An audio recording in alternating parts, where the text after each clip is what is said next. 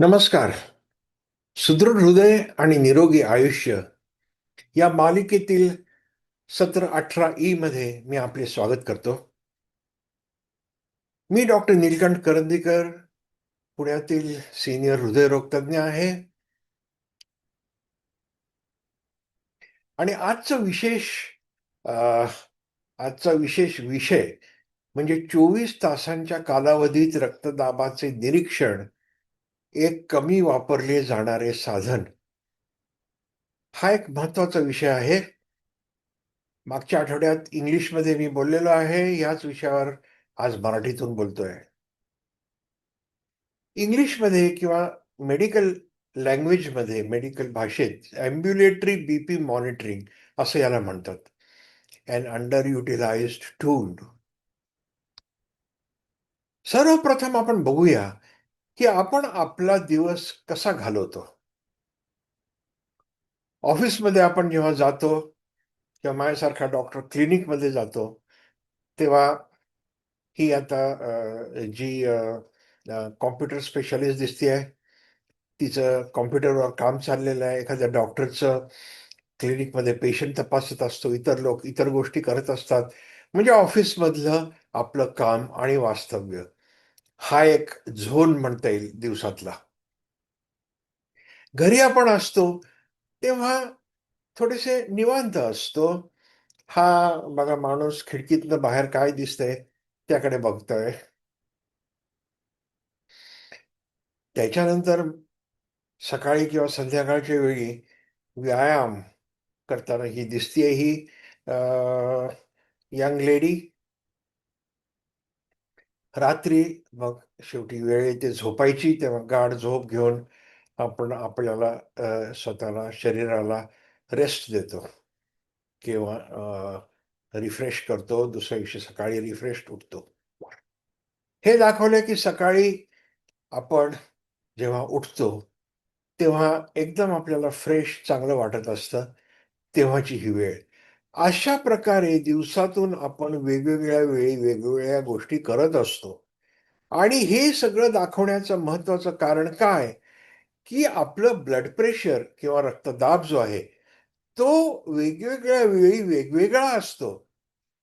ठराविक 120-80 सकाळ ते रात्र असा नसतो, कमी जास्ती होत असतो. त्याबद्दल आपण आता थोडी माहिती घेऊया. 24 hour BP tracing in a patient with hypertension. उच्च रक्तदाब असलेल्या रुग्णामध्ये 24 तास रक्तदाबाचा कसा प्रवाह जातो, त्याचा हा शोध एक आहे. हे एक रेकॉर्डिंग आहे. हे बघा, इथे पहिल्यांदा दाखवलेलं आहे क्लिनिक ब्लड प्रेशर म्हटलंय. मी पहिलं चित्र दाखवलं ऑफिसमध्ये किंवा डॉक्टरच्या क्लिनिकमध्ये. हे थोडंसं वाढलेलं आहे कामामध्ये. त्याच्यामध्ये कॉन्सन्ट्रेशन असतं. थोडीफार काही कधी-कधी टेन्शन्स असू शकतात. तेव्हा हे बीपी वाढलेलं आहे. त्याच्यानंतर डे टाईम ब्लड प्रेशर, दिवसभरातलं ब्लड प्रेशर कमी जास्ती होत राहतं. आणि ते आपल्याला किती टेन्शन आहे, स्ट्रेस आहे, ताणतणाव आहे, यावर अवलंबून असतं. ताणतणाव जेव्हा असेल तेव्हा थोडं वरती जातं, ताणतणाव नसेल तेव्हा खाली येतं. ह्या ज्या पिवळ्या लाईनी आहेत, हे वरचं म्हणजे सिस्टॉलिक ब्लड प्रेशर वरचं, आणि खालचं डायस्टॉलिक ब्लड प्रेशर हे दाखवलेलं आहे. त्याच्यानंतर दिवसभरात नंतर आपण काम संपवल्यावर घरी जेव्हा येतो, तेव्हा जरा निवांतपणा मिळाल्यावर ब्लड प्रेशर थोडं खाली येतं. याला थोडंसं डिपिंग म्हटलेलं आहे. होम ब्लड प्रेशर, घरचं ब्लड प्रेशर. आणि रात्री जेव्हा झोपतो तेव्हा हे ब्लड प्रेशर थोडंफार खाली जातं. 10 ते 20% हे खाली जातं. आणि मग हे रात्रभर थोडं खाली राहून सकाळी जेव्हा आपण उठतो तेव्हा ब्लड प्रेशर वाढतं. याचं कारण काय, की जेव्हा आपण उठतो तेव्हा आपल्या शरीरात काही स्त्राव निर्माण होतात आणि ॲड्रेनलिन, नॉरॲड्रेनलिन सारखे आपल्याला सांगतात, की चला उठा, झोप झाली, आता कामाला लागा.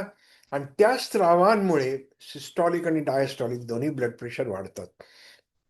तेव्हा हा तक्ता दाखवतोय, की दिवसभरात आणि रात्री आपलं ब्लड प्रेशर कसं कमी जास्ती होत असतं. ह्या सर्वांमध्ये संशोधनात असं आढळून आलेलं आहे की रात्रीचं जे ब्लड प्रेशर आहे ते फार महत्वाचं आहे. आणि 5 इयर रिस्क ऑफ कार्डिओव्हास्क्युलर डेथ म्हणजे पुढच्या 5 वर्षात हृदयविकाराच्या किंवा हृदयाच्या त्रासामुळे आपण जर मृत्यू पावणार असलो, तर आपलं जर रात्रीचं ब्लड प्रेशर जास्ती होत असेल, तर ते त्याला एक कारण ठरू शकतं. त्याच्यानंतर महत्वाचं म्हणजे 24 तासाचं ब्लड प्रेशर आपलं वाढलेलं आहे का? ते next important. Day time blood pressure दिवसभरात म्हणजे रात्रीचं आपण पाहिलं तसंच आपण जेव्हा जागे असतो तेव्हा डे टाईम ब्लड प्रेशर काय आहे ते पुढची महत्वाची गोष्ट. आणि डॉक्टरच्या क्लिनिकमध्ये जे ब्लड प्रेशर आहे त्याचं जे कोरिलेशन आहे 5 वर्षाच्या मृत्यूच्या दराशी ते सर्वात कमी आहे. मग तुम्ही म्हणत असाल, की डॉक्टरकडे जाऊन ब्लड प्रेशर बघायचंच कशाला? असं नाही. डॉक्टरकडे जाऊन ब्लड प्रेशर बघणं ही महत्वाचं आहे. त्यावरनं आपल्याला डॉक्टरला कल्पना येते, ब्लड प्रेशर कसं आहे, वाढलंय का नाही. पण पूर्ण दिवसाचं ब्लड प्रेशर, 24 तासाचं ब्लड प्रेशर आणि रात्रीचं ब्लड प्रेशर ही सुद्धा फार महत्वाची आहेत.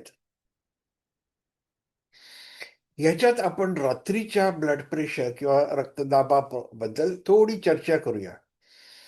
हे जे रात्रीचं ब्लड प्रेशर आहे, हे नॉर्मली म्हणजे साधारणतः हे डिपर म्हणून दाखवलेलं आहे. म्हणजे डिपर म्हणजे काय? तर ब्लड प्रेशर रात्री आपलं कमी होणे आणि त्याला डिपर म्हणतात. हे नॉर्मल आहे, हे सामान्य आहे. आणि याच्याहून तितकं चांगलं नसलेली गोष्ट म्हणजे नॉन डिपर. ज्या माणसाचं रात्री ब्लड प्रेशर कमी होत नाही, तो नॉन डिपर. आणि रायझर म्हणजे ज्याचं ब्लड प्रेशर कमी न होता उलट वाढतं, ही सर्वात खतरनाक गोष्ट. तितकीच खतरनाक गोष्ट, रात्रीचं ब्लड प्रेशर फारच जर कमी यायला लागलं, तर त्याला एक्स्ट्रीम डिपर म्हणतात. आणि ही पण गोष्ट बरोबर नाही, तब्येतीसाठी चांगली नाही. आता या तक्त्यात आपण बघूया, की रक्तदाब रात्री कमी होणे 10% कमीत कमी ते 20% इतका कमी होणे, हे सर्वात सामान्य आहे. आणि असं असणं चांगलं आपल्या तब्येतीसाठी. त्याच्यानंतर नॉन डिपर ह्याचा अर्थ रात्री रक्तदाब कमी न होणे किंवा 10% कमी फॉल होणे. रक्तदाब कमी थोडाफार होतो, पण 10%हून जास्ती होत नाही. त्याला नॉन डिपर म्हणतात. आणि रिव्हर्स डिपर्स म्हणजे रात्रीच्या वेळी रक्तदाब ज्यांचा वाढतो, ही सर्वात खतरनाक गोष्ट.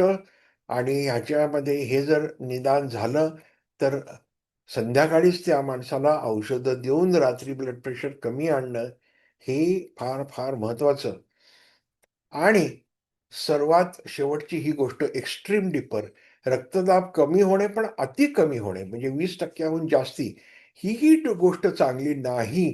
कारण एवढा जर रक्तदाब कमी झाला 20%हून अधिक, तर आपल्या शरीरातल्या अवयवांना रक्तपुरवठा कसा हवा तेवढा होणार? तो नाही होणार. आणि म्हणूनच एक्स्ट्रीम डिपर ही चांगलं नाही, रिव्हर्स डिपर नाही, नॉन डिपर नाही, डिपर हे सर्वात चांगली गोष्ट. आता आपण बघूया ह्याच्याबद्दलच थोडंसं विस्तारित करू. रक्तदाबामध्ये 24 तासात होणाऱ्या बदलांमागे मुख्यतः शरीराचे नैसर्गिक घड्याळ, सर्काडियन रिदम आणि जीवनशैलीशी संबंधित इतर अनेक घटक कारणीभूत असतात, ज्याच्यामुळे रक्तदाबातील चढ उतार होत असतो. सर्वात महत्वाच्या बाबींपैकी एक म्हणजे सिस्टॉलिक आणि डायस्टॉलिक रक्तदाबातील शारीरिक दृष्ट्या रात्री होणारी घट, जी सामान्य व्यक्तींमध्ये, ज्यांना डिपर्स म्हटले जाते, सुमारे 10 ते 20% असते. म्हणजे समजा तुमचा दिवसा ब्लड प्रेशर समजा 140 असेल, तर त्याच्यात 10% म्हणजे 14 मिलीमीटर आणि 20% म्हणजे 28 मिलीमीटर एवढं ते रात्री झोपल्यावर कमी होणं हे आवश्यक आहे. तुमच्या तब्येतीसाठी चांगलं आहे. हे न होणं चांगलं नाही, वाढणं तर अगदीच चांगलं नाही. आणि खूप जास्ती कमी होणंही चांगलं नाही. रक्तदाबामध्ये अ, होणारे तीव्र चढ-उतार जर होत असतील, म्हणजे फार जास्ती कधी तर कधी फार कमी, असे तीव्र चढ-उतार हृदय, रक्तवाहिन्या आणि मूत्रपिंडाच्या आरोग्यासाठी अत्यंत घातक असतात.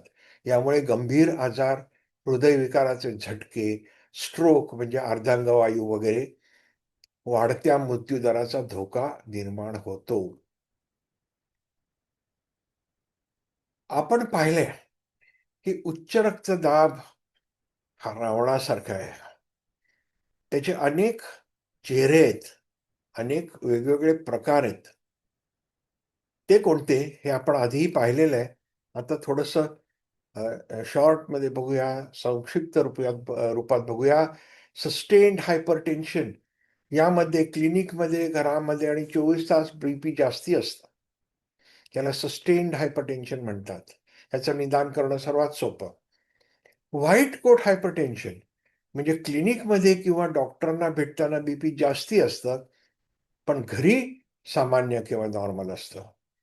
मास्ड हायपरटेन्शन क्लिनिकमध्ये बीपी सामान्य असतं, पण दैनंदिन जीवनात व घरी बीपी जास्ती निघतं. याला मास्ड हायपरटेन्शन म्हणतात. हे जे 3 प्रकार आहेत, हे सर्व कॉमन आहेत. आपण मागच्या सेशनमध्ये याबद्दल पाहिलंय. पण ह्या व्यतिरिक्त सुद्धा काही प्रकार आहेत. रावणाची जशी 10 तोंड, 10 मुंडकी दाखवलेली आहेत, तसेच बीपीचे पण 10 किंवा कदाचित जास्ती प्रकार असतील. पण यातला एक महत्त्वाचा प्रकार एकच सांगतो, की ज्याला पोस्ट प्रेंडियल हायपोटेन्शन असे म्हणतात. जेवणानंतर रक्तदाब कमी होण्याची व्याख्या म्हणजे कशी केली जाते, तर जेवणानंतर 2 तासांच्या आत सिस्टॉलिक रक्तदाबात 20 मिलीमीटर किंवा त्याहून जास्ती घट होणे, याला पोस्ट प्रेंडियल हायपोटेन्शन म्हणतात. म्हणजे तुमचं जेवणाच्या आधी बीपी 120 असेल आणि जेवणानंतर 2 तासात ते 100 वर आलं किंवा त्याहूनही जास्ती कमी झालं, तर ते पोस्ट प्रेंडियल हायपोटेन्शन झालं. जेवणापूर्वीचा रक्तदाब 100 पेक्षा जास्ती असेल आणि जेवणानंतर 90 पेक्षा कमी आला आला तरी त्याला सुद्धा पोस्टप्रेंडियल हायपोटेन्शन म्हणतात. जेवल्यानंतर अचानक रक्तदाब वेगाने खाली घसरतो, या वैद्यकीय स्थितीला पोस्टप्रेंडियल हायपोटेन्शन म्हणतात. ही मुलगी बघा, हिला चक्कर येते, सॉरी. आणि ती चक्कर काय येते, कारण नुकतीच ती जेवलेली आहे, तिचं ब्लड प्रेशर कमी आलेलं आहे आणि त्याच्यामुळे तिला चक्कर येते. जे लक्षण आहे पोस्टप्रेंडियल हायपोटेन्शनचं. हे असे अनेक प्रकार असतात. आपण पाहिलं sustained hypertension, white coat hypertension, masked hypertension, postprandial hypotension. त्याच्या आधी आपण पाहिलं की दिवसात रक्तदाब कधी कमी, कधी जास्ती, कधी फार जास्ती, असे त्याची व्हेरिएशन्स असतात. रात्री नॉर्मल माणसात कमी होणं वगैरे. आता हे सगळे रक्तदाब आपले शरीरामध्ये जे चढ उतार रक्तदाबाचे होत असतात, त्याचं निदान कसं करायचं? त्याच्यासाठी एक महत्वाचं उपकरण म्हणजे ऑटोमेटेड स्फिग्मोमॅनोमीटर किंवा अँब्युलेटरी बीपी मेजरमेंट ज्याच्याने करता येते असं उपकरण. स्वयंचलित स्फिग्मोमॅनोमीटर किंवा स्वयंचलित रक्तदाब मापन असंही त्याला म्हणता येईल. हे बघा, हे जे उपकरण आहे याचा हा जो कफ आहे आणि तो ट्यूबनी या मशीनला जोडलेला आहे. हा बघा, हा कफ या माणसाच्या हातावर लावलेला आहे. शर्टाखालनं ती ट्यूब गेलेली आहे आणि हे जे मशीन आहे याला अँब्युलेटरी बीपी मॉनिटर असं म्हणतात.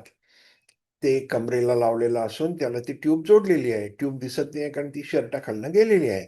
स्फिग्मोमॅनोमीटरचा कफ मॉनिटरला एका नळीच्या सहाय्याने जोडलेला असतो. ही नळी शर्टच्या आतून गेलेली आहे. हे ह्या इन्स्ट्रुमेंटचा हा प्रकार आहे. हे साधं इन्स्ट्रुमेंट आहे. ह्याच्यात काही इंजेक्शन नाही, तुम्हाला त्रास नाही, काही नाही. हे जे इन्स्ट्रुमेंट किंवा उपकरण आहे, ते दिवसा साधारण 20 मिनिटातनं एकदा आणि रात्री 30 ते 40 मिनिटातनं एकदा आपणहून त्याच्या बॅटरीमुळे हा जो कफ आहे याच्यात हवा भरली जाते. नंतर ती हवा हळूहळू कमी येते आणि तुमचं ब्लड प्रेशर मोजलं जातं ऑटोमॅटिकली. स्वयंचलित रक्तदाब मापन हे या इन्स्ट्रुमेंट उपकरणाद्वारे होतं आणि त्याचं रेकॉर्ड या मशीनमध्ये ठेवलं जातं. नंतर ते आपल्याला बघता येतं. आणि हे बघा आता इथे एका माणसाचा हा ग्राफ दाखवलेला आहे की त्याचं ब्लड प्रेशर कसं खालीवर गेलंय. सकाळी तो जिम्नॅशियमला गेला, व्यायाम केल्यानंतर त्याचं बीपी व्यायामानंतर नेहमीच थोडं कमी येतं. नंतर नाश्ता करत असताना, ब्रेकफास्ट करत असताना निवांत बसलेला असतो तेव्हा खालीच बीपी राहतं. नंतर मग तो ऑफिसला जातो, ती बोर्ड मीटिंग चालू होते, मग ती वादावादी होत असेल किंवा काय, हळूहळू ब्लड प्रेशर वाढत जातं. मग हा चेअरमन म्हणून तिथे बसतो, मेन खुर्चीमध्ये माणूस, आणि मग त्याचं ब्लड प्रेशर सर्वात जास्ती दाखवलं इथे. ते मीटिंग संपल्यावर बीपी कमी आलाय, मग त्याला 3 लेक्चर्स घ्यायचे असतात. प्रत्येक लेक्चर किंवा भाषणाच्या वेळेला त्याचं ब्लड प्रेशर हे बघा वाढलेलं दाखवलंय. बीपी लेक्चर नंतर कमी आलेलं दाखवलंय. नंतर तिसऱ्या लेक्चरमध्ये सुद्धा थोडंसं बीपी वाढलंय. आणि नंतर मग तो झालं त्याचं ऑफिसमधलं काम संपल्यावर तो फिरायला जातो, तेव्हा बीपी खाली येतं. त्याच्यात कोणताही ताण त्याच्या मनात नसतो. त्याच्यानंतर परत साधी एक मीटिंग असते, तिथे थोडं बीपी वाढतं किंचित, आणि नंतर जेवण असतं, संध्याकाळची शतपावली म्हणा, चालण्यात परत बीपी कमी येतं आणि झोपेत मात्र निश्चित कमी येतं, ज्याला डिपर म्हणतात. आणि सकाळी उठताना ते मॉर्निंग सर्ज ज्याला आपण म्हटलं, ते वाढतं. हे 24 तासाचं जे ब्लड प्रेशरची कमी जास्त जे होत असतं, त्याचं रेकॉर्डिंग त्या अँब्युलेटरी बीपी मॉनिटरमध्ये होतं. आणि ते स्वयंचलित असल्यामुळे तुम्हाला स्वतःचं बीपी घ्यावं लागत नाही. ऑटोमॅटिक ते मोजलं जातं. दिवसात साधारण 20 मिनिटांना, दर 20 मिनिटांना, रात्री 30 ते 40 मिनिटांना मोजलं जातं आणि त्याचं रेकॉर्डिंग नंतर डॉक्टर बघू शकतो. हे जे अँब्युलेटरी बीपी मॉनिटरिंग आहे किंवा रक्तदाब मोजणं आहे, त्याचे अनेक फायदे आहेत. एक म्हणजे तुमचं ब्लड प्रेशर कधी वाढतंय, त्याच्या आधी डॉक्टर तुम्हाला औषध देऊ शकतो, बीपी न वाढावं म्हणून. रात्री तुमचं ब्लड प्रेशर बरोबर कमी होतंय का नाही? अगर नसेल कमी होत, तर संध्याकाळी औषध देऊ शकतो. असे अनेक त्याचे फायदे आहेत, या स्वयंचलित अ, रक्तदाब मापनाच्या उपकरणाचे. याचे काही-काही थोडेसे साइड इफेक्ट्स पण आहेत. मर्यादा काय? तर रुग्णाला होणारा त्रास, रुग्णाची अस्वस्थता. दर 20 मिनिटाला त्याच्या हातावर प्रेशर येतं. त्याच्यानंतर ते कमी होतं.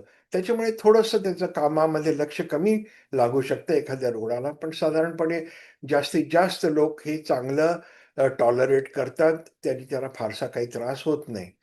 रात्री विशेषतः झोपेमध्ये हे कफ त्याच्यातलं प्रेशर वाढल्यामुळे झोपेत थोडं व्यत्यय येऊ शकतो कधी-कधी. पण असा अनुभव आहे, की जास्तीत जास्त लोकं जास्ती व्यत्यय न येता नीट झोप त्यांना मिळू शकते. तंत्रज्ञानाचा खर्च हा फार जास्ती नाहीये, पण थोडाफार खर्च त्याला आहे. कामात आणि झोपेत व्यत्यय त्याच्याबद्दल आपण आत्ताच बोललो. तांत्रिक समस्येमुळे डेटा गमावणे. कधी-कधी काहीतरी तांत्रिक समस्या आली, तर ते रेकॉर्डिंग नीट झालं नाही, तर ते परत करावं लागतं. तेव्हा धन्यवाद. आज आपण एक महत्त्वाचा महत्त्वाच्या विषयावर बोललेलो आहे, की आपलं ब्लड प्रेशर दिवसभरात तेवढंच राहत नाही. कमी-जास्ती होत असतं. आणि हे कमी-जास्ती ब्लड प्रेशर कुणाचं, कसं आणि कधी होतंय, हे जाणून घेण्यानी डॉक्टर तुम्हाला सर्वोत्तम उपचार तुमच्यावर करू शकतो. साधारणपणे प्रत्येक जणालाच हे लागेल असं नाही. पण ब्लड प्रेशरचा कंट्रोल नीट होत नसेल किंवा कधी-कधी ब्लड प्रेशर मधूनच जास्ती, मधूनच कमी असं होत असेल आणि तुम्ही ज्या औषधं घेताय त्याचा नक्की परिणाम कधी होतोय हे बघायचं असेल, अशा अनेक गोष्टींचा फायदा हे उपकरण वापरल्याने होतो. मी माझ्या अनेक पेशंट्सची ही तपासणी करून घेतो आणि त्याचा त्यांच्या उपचारामध्ये खूपच फायदा होतो. हे सेशन बघितल्याबद्दल आपले खूप धन्यवाद. माझा चॅनल सबस्क्राईब आपण केलेलाच असेल, नसेल केला तर जरूर करा. आपल्या मित्रमंडळींना, आपल्या नातेवाईकांना, सगळ्यांना माझ्या चॅनलबद्दल सांगा, म्हणजे जास्तीत जास्त लोकांपर्यंत ही माहिती पोहोचू शकेल. पुढच्या सेशनमध्ये आपण नक्की भेटू. धन्यवाद.